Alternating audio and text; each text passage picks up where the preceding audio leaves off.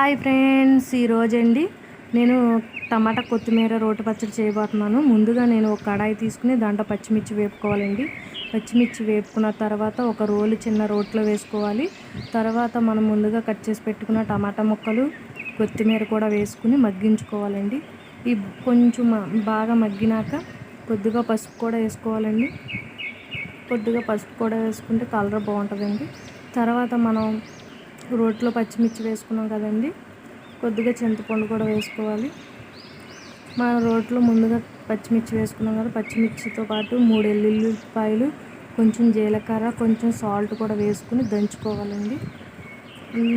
తర్వాత మన టమాటా కొత్తిమీర ముక్కలు మగ్గేదాకా ఉడికించుకోవాలండి. మగ్గిలోగా మనం పచ్చిమిర్చి నూరుకుంటూ ఉండాలండి.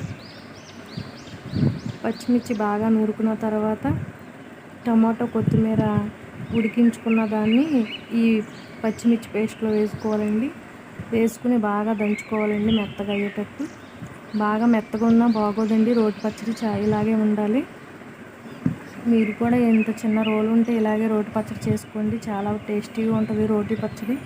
ఈ రోటి పచ్చడి అంటే నాకు చాలా ఇష్టం అండి, అందుకని చిన్న రోలు కొనుక్కుని దాంట్లోనే రోటి పచ్చడి చేసుకుంటానండి. ఎప్పుడు నేను మిక్సీలో అలాంటివి వాడనండి, ఇలా రోట్లోనే చేసుకుని తినడం అంటే నాకు చాలా ఇష్టం. ఈ వీడియో కానీ నచ్చితే లైక్ అండ్ కామెంట్, సబ్స్క్రైబ్ చేయండి ప్లీజ్.